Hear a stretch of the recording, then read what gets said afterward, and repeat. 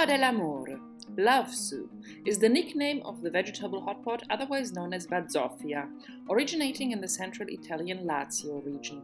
The origin of its nickname remains unclear, whether it was considered an aphrodisiac or simply cooked with love.